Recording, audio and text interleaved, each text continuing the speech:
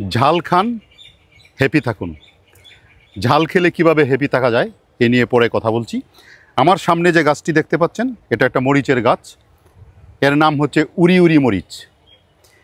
এই মরিচ সাধারণত খাওয়ার পরে কেন ঝাল লাগে, তার কারণ হচ্ছে মরিচে থাকে ক্যাপসাইসিন নামক একটা ফাইটোকেমিক্যাল, যে ফাইটোকেমিক্যালের কারণে ঝালের সৃষ্টি হয়।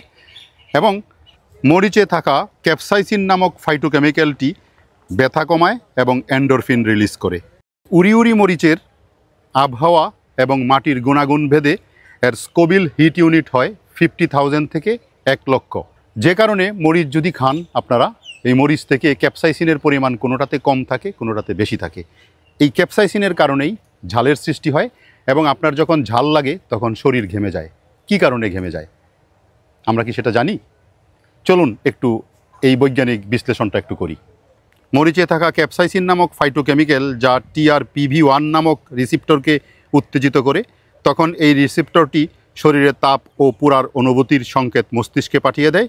মস্তিষ্ক ভেবে নেয় আগুন লেগে গেছে, তাপমাত্রা বেড়েছে। তখনই মস্তিষ্ক ঘাম গ্রন্থিকে ঘাম জড়ানোর নির্দেশ দেয় এবং আমরা ঘেমে যাই। এটা হলো শারীরিক কুলিং সিস্টেম।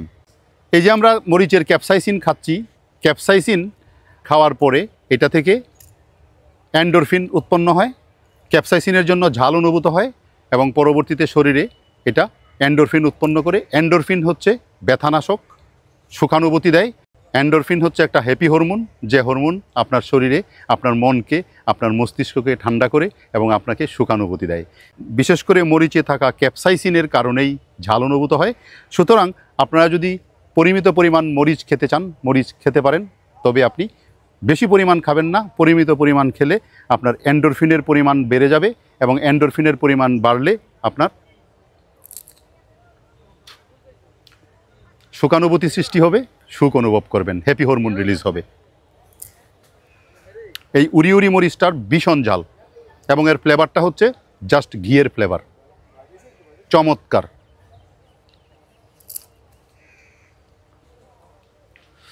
অসম্ভব ঝাল, আমি আগেই বলেছি।